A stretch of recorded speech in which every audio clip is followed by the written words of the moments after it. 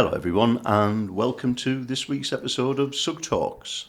I'm Craig Dale, your host, and together with our special guests we'll take a deep dive into the topics, challenges and opportunities facing SAP users today. Please make sure you subscribe so you never miss another episode. I'm delighted today to be joined by Cheryl Millyard, UKISUG board member, Public Sector SIG chair, and if that's not enough, actually has a day job as Head of Business Service Centre at Gloucester County Council. And also Guy Sorrill, Director of Consulting at Sysdoc. So welcome to you both. Thank you. Thank you. In today's episode, we're going to discuss the cost of change. With the maintenance deadline for SAP ECC 6 fast approaching, many customers are facing important decisions regarding their future use of SAP. So we hope to be able to provide you with some insight and advice to help you successfully navigate change in your organisation.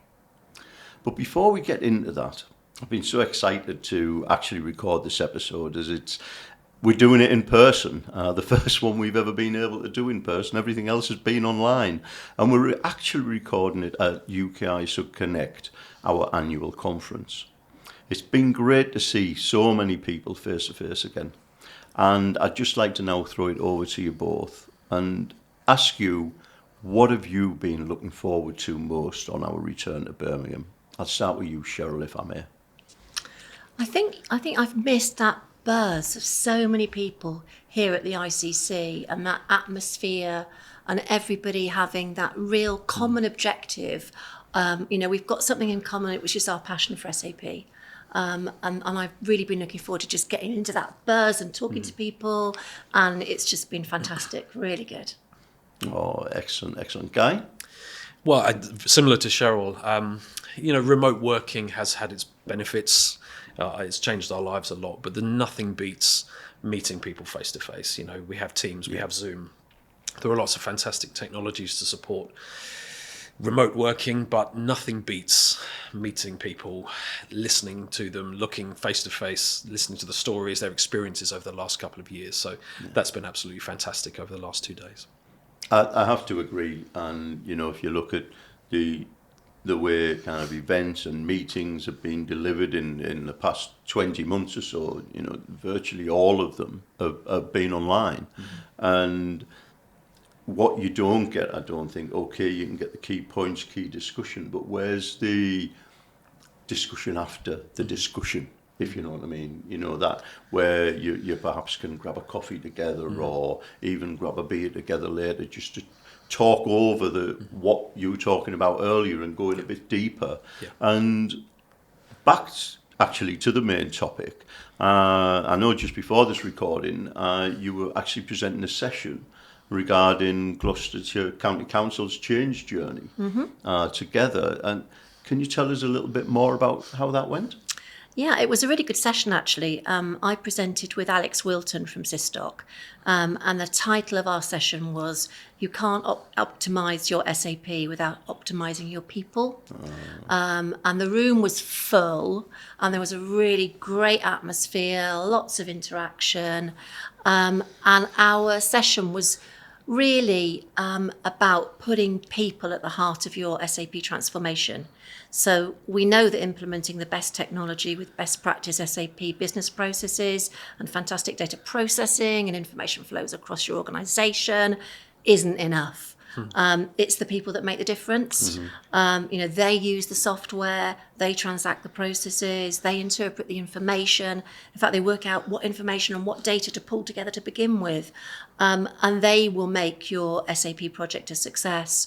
And then we did a little bit about how you optimize those people. So becoming an intelligent customer. We did a bit of plug for the user group in terms of all the plethora of resources that we've got here in the user group. Oh, lovely. A little bit for SAP for me. Okay. So that's another great place to go for information. Knowing your own business as well. Start at home really. Leadership and how important leadership is.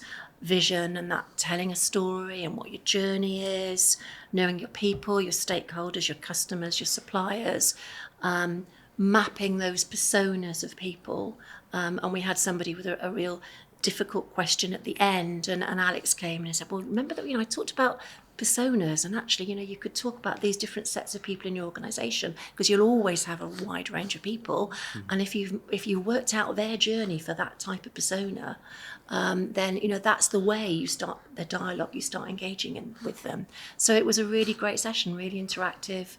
People knew it, but they just needed to hear it again. And then quite a few people went away and said, I did learn a few things. In fact, someone was presenting later, and they're, I'm going to pick a few of those and put it in my presentation. So no, it was great, really good session. Oh, fantastic! It sounds like it went down really, really well. Anything to add on that, Guy, on the session that obviously your team were putting together? Yeah, absolutely. I think what's been interesting is, as you say, that reassertion of the things you need to think about almost before you're setting off on your S4 or your SAP journey. What are the things that, if not addressed early on, could potentially derail your program or cause delays? Calling them out nice and early. We sometimes call it a pre-mortem. What could go wrong before it does go wrong? If you're understanding what those things are, have mitigations for them, like engaging with your leadership regularly, constructively, getting them bought into what's changing. I think it's really important to as we start to come back together, remember the people side, the human element of these programs, and understanding and needing to deal with those things early on at the outset of a program. And I think everybody in the room agreed just how key people were to absolutely everything. Yeah. And I think it was interesting how some of it reflected some of the keynote sessions that we had earlier. So I added up the percentages of people who felt that they would need more training with their move for S4HANA, and it was about 70%. So some of those statistics that we've gathered, really tell a story about how important business change is, training is, being prepared, and you need all of that to come together, because with the best technology in the world, if you don't have that, your project's not going to be a success. Yeah, and I was actually just thinking while you were talking there, how we kind of did align with what was being said in the keynotes this morning about people being at the centre of everything, and it's so true. And perhaps in some ways it's almost taken the pandemic for everybody to really understand that fully. It's been there, but was it fully understood, and were people put in the centre before? Probably not, in my opinion, but that is very, very important. And just reflecting on something you said, Guy, as well, and I mentioned earlier about the maintenance deadline at the start of this episode, and do we feel is this the main driver for change, or are there other reasons to consider? Well, from my perspective, it is a significant driver for change, absolutely. Or rather, the migration to S4. I don't like the term migration because that suggests that it's a technical program. And again, if you talk about migration, you're almost excluding the human element from these programs. I actually think that the maintenance deadline and the implementation of S4 is a real opportunity for organisations that perhaps are on ECC at the moment and have a heavily customised platform. It's an opportunity to look at, to take the countless years of experience that have gone into SAP's development and look at actually how they can align to their industry best practices and best practice processes, as Cheryl was mentioning earlier. It's about understanding that now is the time to change your organisation to align to an industry best practice. Technology is absolutely essential. You've got to choose the right partner. You've got to migrate. You've got to migrate data. You've got to cut over successfully. But actually, now is the opportunity to look at your organisation a little more holistically. Look at the processes. How can we improve things as part of the migration to S4? So yes, is the maintenance deadline a key driver? It is, but I think it's also a great opportunity for organisations to look at perhaps improving how they work. Oh, excellent. And Cheryl, anything to add? Well, I think almost it's that reflection on the pandemic again, isn't it? So it put pressure on us right away to be able to work remotely. And over the last 18 months, we've therefore reassessed and realigned perhaps where our IT and our digital strategy was going and how quickly we needed to get there, because organisations have completely transformed, haven't they, just as a result of the pressure that the pandemic has placed upon us. And that need to transform can be met by transforming your SAP landscape and taking your people along with that, and picking up the best practice processes that Signavio bring as part of the RISE offering. So yeah, I think the time is right. I think we're going to see quite an uptake now of people actually grasping the metal and actually getting on with their migrations. And just to add, I think it's been interesting, isn't it? We've been, as a generation, through the largest change we will ever experience in our lives, realistically. And it does feel like people are more open to change because they've had to change significantly over the last 18 months. So actually, if you're thinking of making that change, now's a good time. The ground is fertile, if you like, for your people, your employees, your organisation, your customers, your partners. So there's possibly never been a better time than now to look at to look at this transformation. Excellent. And so when we're thinking about that transformation and change programs as such, and obviously we're focusing in this discussion around actually cost of change, and which reflects on the white paper we're about to release in the next week or so. What are some of the costs of change factors organisations need to consider when it comes moving between SAP systems or even moving away from SAP entirely? Cheryl? I think certainly for public sector, and I don't think it's just exclusive to us, one of the big costs of change is around the procurement. Yes, there's the procurement if you're going to move from ECC 6 into S/4HANA using RISE. There's that change. But I think even more significant and even more fundamental is if you have to think about moving from SAP to one of the competitors, because it's a completely different language. It's a completely different starting point. It's like Japanese to Russian, or something as completely incompatible as that. And your staff have had, as you said earlier, Guy, years of working with SAP, understanding SAP. It's ingrained in them, and all of a sudden you're going to strip that away from them and give them something unknown that they don't understand. We did some soft market testing about this time last year, and the people who looked at that from our side really struggled with some of the different terminology. They knew SAP inside out, but they didn't know all the acronyms or the lingo, and everything else from the other. No, quite, yeah.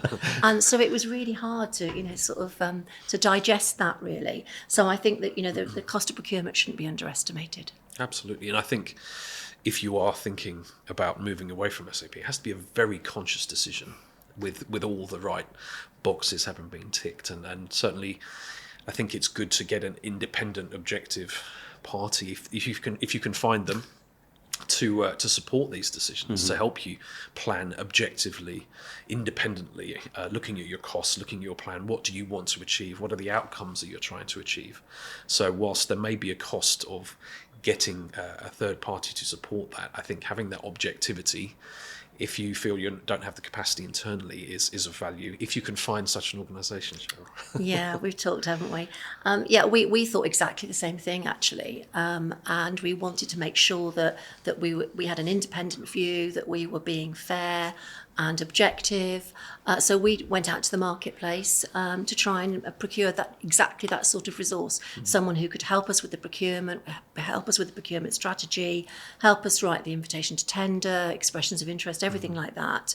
And nobody replied to our tender. We couldn't get anybody. Not one. Not one. The systems implementation partners, who obviously knew all that and could have done it, if they had been in that early part with us, would have been precluded from then delivering the main implementation. So financially, commercially, it just wasn't viable for them. So it didn't work for us, but I love the idea. You may get some contacts following this. And so from that perspective then, so we look there in the main at obviously moving the things you've got to consider moving away from SAP, but there's also factors you've got to bear in mind in moving from SAP to SAP in a way. Yeah, I think there's some really big questions in that, isn't there? A lot of them have come up at the conference already. So sort of thinking about customizations, so how heavily is your current environment customized, and are you going to just move it as it is and continue with that customization? Are you going to reevaluate? Or have you already made the decision that actually you already know that you're inefficient and you're actually going to rewrite those, and you're going to try and rewrite the way the organisation works to pick up and use that best practice from SAP? So I certainly think that customizations is an issue for you. And then on the licensing side, certainly for us, one of the huge changes is moving from capital to revenue. So in the past, every big implementation has been a capital expenditure, and revenue is a bit harder for us as a local government. And so that's been a big shift, a mind shift change, really, for us in having to do that. But I think the SAP digital access pricing model has helped. We've got a little bit more clarity through the user group's influence. Recently that's helped a little bit. And then, of course, the biggie is getting the right system implementation partner. And you are eventually going to have a level of trust in the ERP solution in SAP and a level of trust in that system implementation partner. And it almost needs to be a marriage, doesn't it? And make sure that the three of you really form together to be the dream team to make this work and to make it successful. Yeah, I think I would add to that. Every SAP program I've worked on has had one defining common feature that all have struggled with, and that is right-sizing your program team, just like you would an organisation. Any organisation has to be right-sized with the right skills, the right capacity, the right behaviours, the right people. And an SAP program is no different. You have to make sure that you have the right skills that are seconded either full-time or part-time onto the program with clear expectations from whomever is releasing them. Ideally, you would find those people internally. If you're going to have to look externally, it's going to cost you extra. So if you can find them internally or train people up, that would be great because you're creating the capability for the long term. But I think the consistent challenge that every program I've worked on is that right sizing your program team. So having an early view of exactly what's required to support solution design, development, testing, cutover, data support, training, and of course business change is really essential, but also making sure you're monitoring how much time is being used and the cost associated to that and linking it back to your business case or your benefits case for the program. So I think it's often it's a cost that almost goes under the radar sometimes, the cost of people. But I think if you can accurately track, support, and maintain visibility of those costs, I think that's really essential. Yeah, I think you're absolutely right. And I think Sudeep from Britfit was talking about it this morning, wasn't he, at the keynotes?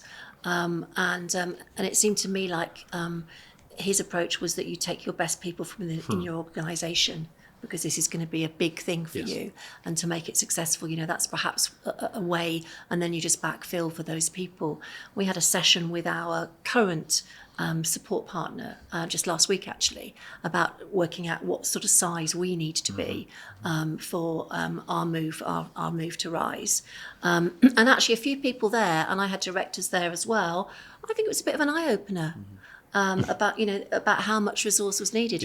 I think they thought perhaps one subject matter expert, and they could do everything. Actually, no, it doesn't work that way.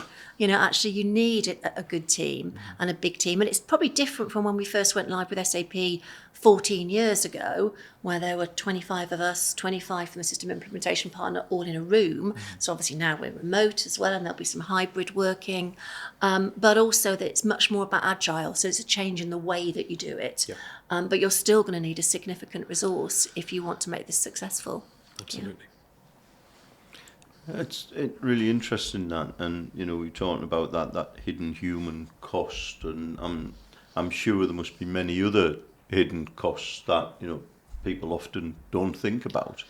But then when we look at obviously the change and the program itself, how can organisations ensure the change is successful, and what do they typically get wrong?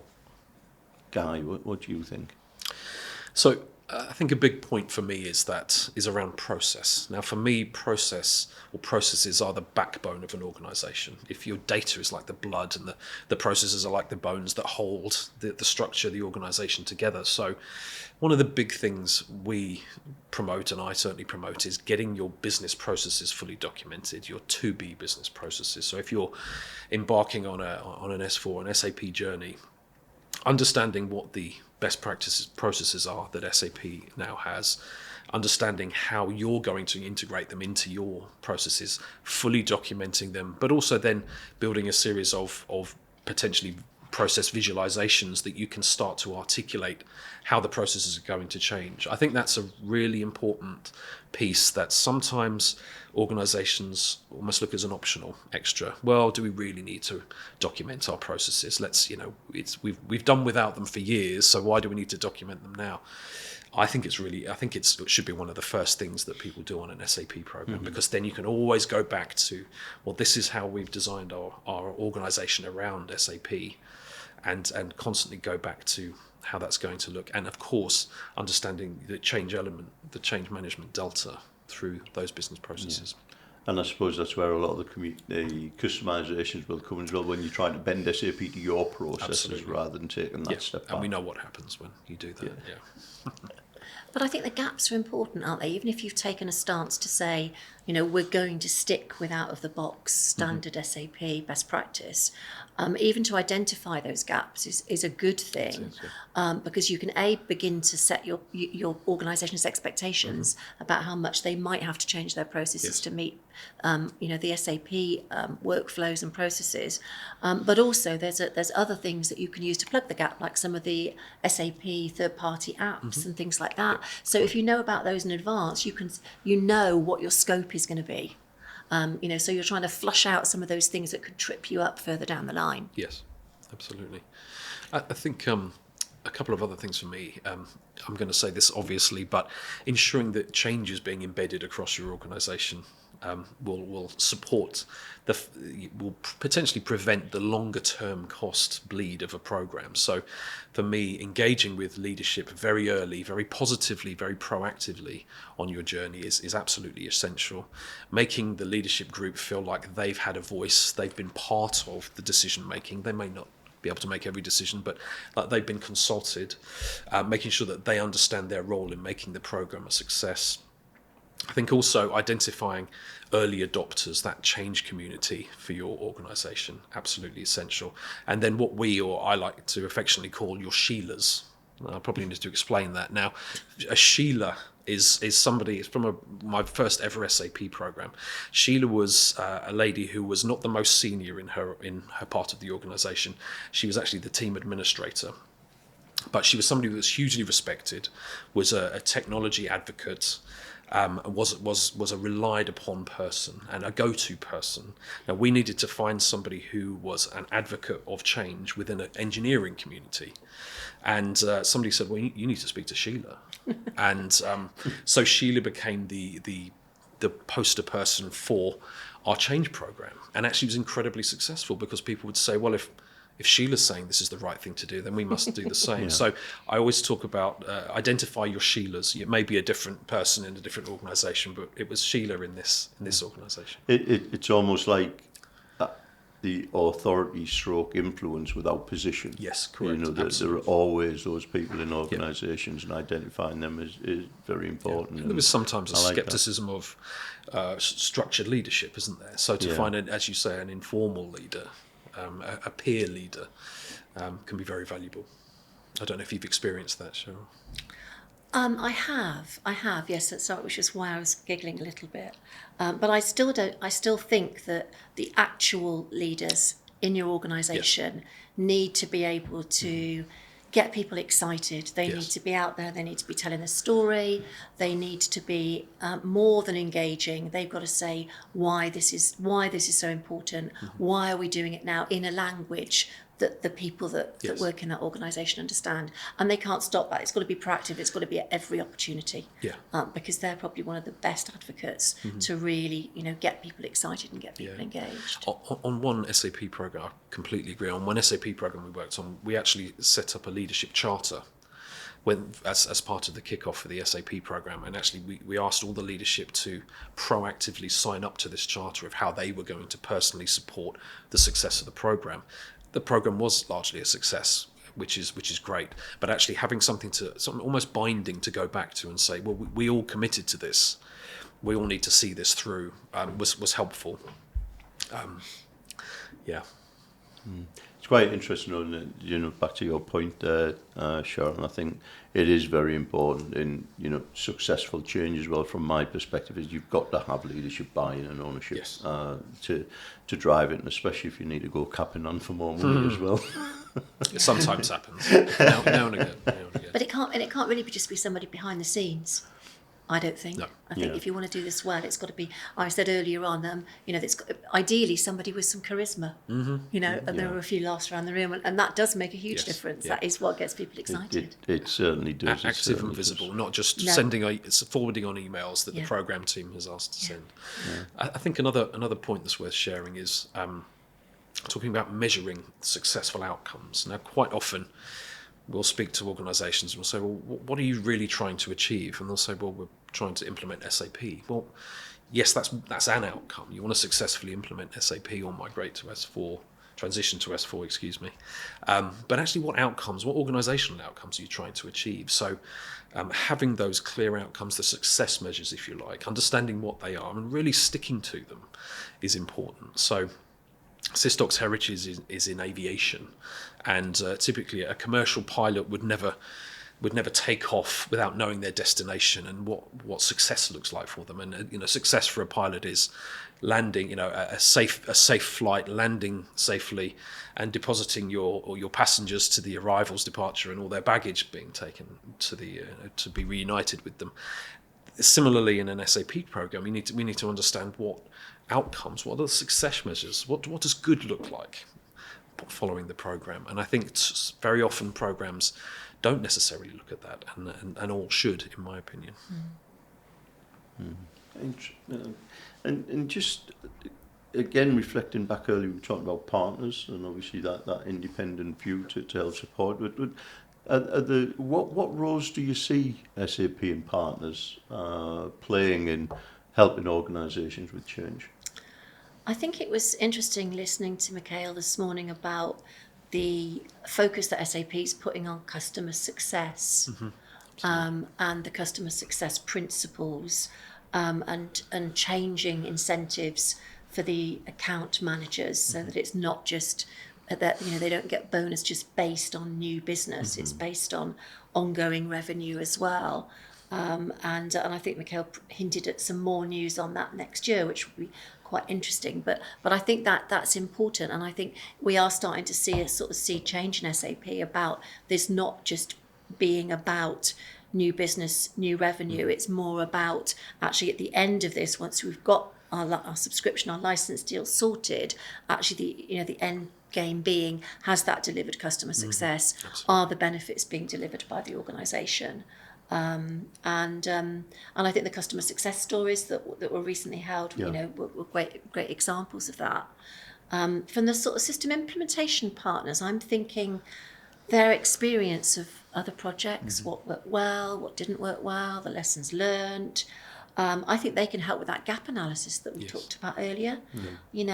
Whilst there's lots of information available, sometimes you need someone to better interpret that for you, and sometimes the gap might not be obvious, but somebody who's got knowledge of the solution, done it many times over, can really help identify those gaps for you.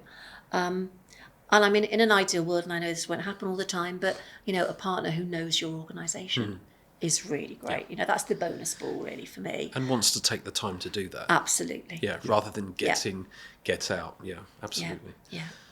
I think obviously I will add that from a change partner perspective, the change partner brings hopefully structure to the change management approach. But I think crucially, it's about providing long-lasting capability as well.